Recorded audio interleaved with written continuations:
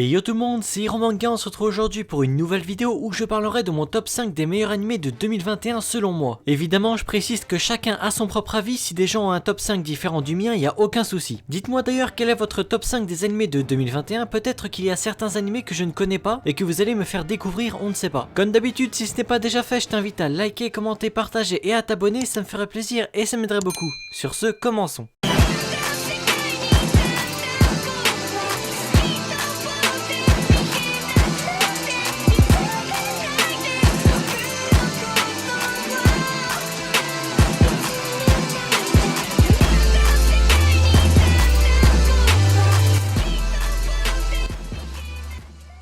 En 5ème position, on retrouve l'anime Takt Op Destiny sur Crunchyroll et produit par les studios Madhouse et Mappa. Un jour, une météorite noire s'écrasa sur la Terre, ce qui changea complètement le monde. En effet, la météorite a donné naissance à des monstres nommés D2 qui se sont déchaînés. Ils se sont rapidement débarrassés de la musique car il s'agit de la seule chose capable de les vaincre. Cependant, des personnes ont rapidement décidé de faire face à ces monstres. Il s'agit de jeunes femmes qui détiennent le pouvoir de la musique, les music art. Grâce à des partitions, elles sont capables de vaincre ces monstres en s'associant avec les conducteurs, des personnes qui les dirigent. L'histoire se déroule durant l'année 2047 dans une Amérique détruite par les D2. Takt, un chef d'orchestre, est associé à une music art nommée Unmei. Takt souhaite que la musique revienne dans le monde et Unmei désire détruire ces monstres. Leur objectif est de se rendre à New York. La raison pour laquelle il est dans mon top 5, c'est tout d'abord pour son originalité et le fait qu'il se démarque de beaucoup d'animés. Des monstres qui se battent car ils détestent la musique et de l'autre les gens se battent pour la préserver et la retrouver pour de nouveau en jouer, car évidemment un monde sans musique c'est quand même assez triste. Les personnages sont pour ma part bien écrits, on connaît la raison du pourquoi ils se battent, leur passé, on sent également qu'ils sont prêts à tout pour en finir avec les D2 et ça pour des raisons qui leur sont propres, qui vous sera communiqué à travers leurs flashbacks. L'animation et le visuel est assez dingue, surtout lors des combats. Il y a une touche émotionnelle qui m'a également permis d'accrocher encore plus à l'œuvre. Son nombre total d'épisodes est encore inconnu, il est actuellement en cours sur Crunchyroll au moment où je tourne cette vidéo. Il a pour genre action, drame, fantastique, mystère et pour thème combat, monstres et musique.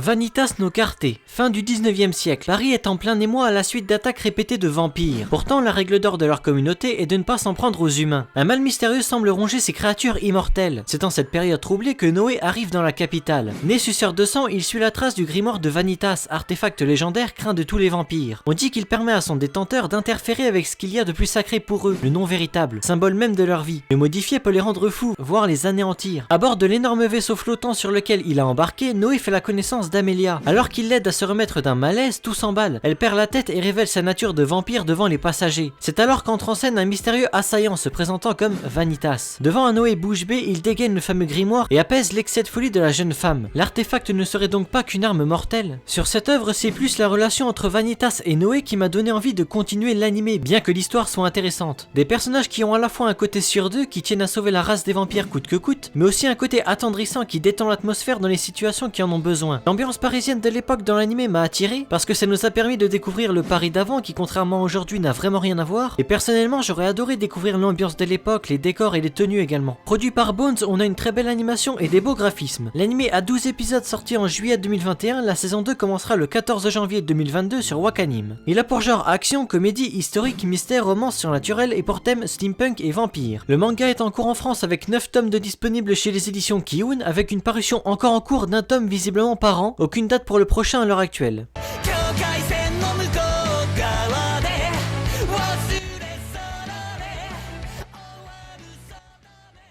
86. La République de San Magnolia est un vaste territoire constitué de 85 districts. Constamment attaqué par un empire voisin et ses mystérieuses armes baptisées Légion, la République a décidé de contre-attaquer et est finalement parvenue à repousser la menace grâce au développement d'armes similaires. C'est du moins ainsi que sont officiellement présentées les choses. Officiellement, le 86e district n'existe pas. Pourtant, c'est grâce aux combattants qui s'y trouvent, parmi lesquels l'escadron Spearhead, dirigé par Shin et commandé par Lena, que la République a retrouvé un semblant de paix. Si on ne me l'avait pas recommandé, j'aurais jamais commencé cette masterclass et je remercie ceux qui l'ont fait. Le thème abordé dans 86 est un sujet plutôt grave de notre société actuelle qui est tout simplement la discrimination. Les 86 sont obligés de se battre pour finalement rien attendre en retour de la part de l'Empire qui les traite comme de la merde alors qu'ils n'ont rien fait de mal. Ils se font huer, détester, insulter et forcer à se battre. Ils n'ont pas le choix mais grâce à Lena, leur vie a commencé à changer. J'ai accroché à cet animé pour suivre l'évolution des 86 et surtout pour savoir comment ils vont s'en sortir. En plus de ça, les combats de mecha sont incroyables et je pensais pas accrocher à ce genre de combat. Faut dire également que les OST ont eu un impact important pendant ce jeu genre de moment. L'anime a 11 épisodes sortis en avril 2021 et une partie 2 de 12 épisodes sortis en octobre 2021 sur Crunchyroll, qui je pense aura terminé sa diffusion s'il n'y a pas d'autres problèmes de production. Il a pour genre action, drame, science-fiction et pour thème combat, guerre, militaire et racisme. Le premier tome du light novel est sorti en France chez les éditions Mao, la date pour le tome 2 n'a pas encore été dévoilée.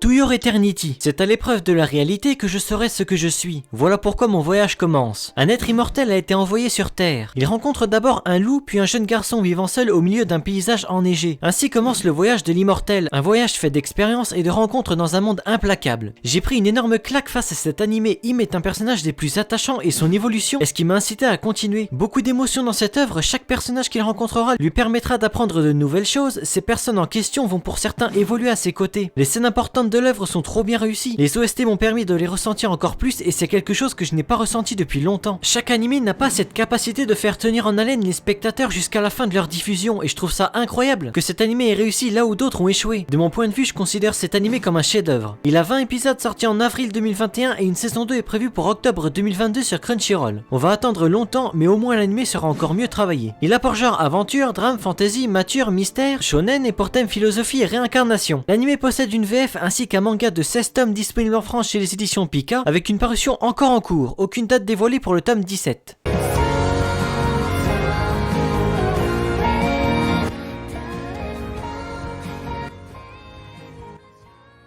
Mushoku Tensei. L'histoire nous entraîne dans le quotidien d'un NEET qui vient d'être chassé de chez ses parents. Ayant le moral au plus bas, il pense au suicide. Jusqu'au jour où il aperçoit une passante sur le point de se faire renverser. D'un geste héroïque, il la pousse et se fait renverser à sa place. Suite à ça, il meurt puis se retrouve réincarné dans un monde fantaisiste. Il se réincarne dans le corps d'un enfant du nom de Rudeus Grera. Il est le fils d'un épéiste nommé Paul Grera et d'une ancienne aventurière nommée Zenith Grera. Bien décidé à faire quelque chose de sa nouvelle vie en tant que Rudeus, il va essayer de devenir le plus grand magicien de l'histoire. Un animé très mitigé pour certains au vu de la personnalité du personnage principal. Perso, ça m'a pas dérangé, il est un peu spécial c'est vrai mais il est pas méchant. Après, avoir des pensées perverses à longueur de journée peut en énerver certains, mais au vu de ce qu'on nous proposait visuellement parlant, je suis désolé, il valait le coup de le continuer, surtout que la suite est folle. Récemment, le combat contre Orsted était magistral, le meilleur épisode de tout l'animé et j'ai entendu dire qu'il y allait avoir encore mieux par la suite. L'animation est monstrueuse pour chaque combat aussi minime soit-il, c'est un pur bonheur de voir un animé avec une qualité aussi grande. Mais surtout, ce que j'ai adoré c'est qu'ils mettent à chaque fois la musique de l'opening pendant l'épisode, et ça fait un gain de temps. Pourquoi tout le monde ne fait pas ça? Il y a tout dans cet animé, de bonnes OST, une histoire cohérente, une animation et des graphismes incroyables, la tension lors des combats. Moi j'attends juste l'apparition du light novel en France pour que je me le prenne en espérant qu'il y arrive un jour. Je vais sûrement même me prendre le manga comme il est dispo en France. Sinon, si des gens sont intéressés, j'ai un lien pour lire le light novel en français que je mettrai en description. L'animé a 11 épisodes sortis en janvier 2021 et une partie 2 de 12 épisodes disponible sur Wakanim, ainsi qu'un OAV de prévu le 16 mars 2022. J'informerai au montage si une saison 2 est prévue, comme il reste encore un épisode avant la fin de sa diffusion. On sera peut-être informé directement après. Il apporte genre action, aventure, comédie, drame, ecchi, fantasy, romance, seinen, et pour thème autre monde, harem, magie et réincarnation. Issu d'un light novel, mais il possède un manga en France de 14 tomes chez Doki Doki. Le tome 15 sort le 2 février 2022. Bon et bien voilà, nous arrivons à la fin de la vidéo, j'espère qu'elle vous aura plu. Je vous ai fait part de mon top 5 de mes animés préférés de 2021. N'hésitez pas à me faire part du vôtre dans les commentaires. Sinon, je vous informe que dans peu de temps, je sortirai une vidéo où je parle d'un de mes studios préférés. Comme on m'a dit que ce genre de vidéo était intéressant pour certains, je me suis dit autant en parler comme je l'aime beaucoup et qu'il est assez connu. Si ce n'est pas déjà fait, je t'invite à liker, commenter, partager et à t'abonner, ça me ferait plaisir et ça m'aiderait beaucoup. Et moi je te dis à plus pour une prochaine vidéo.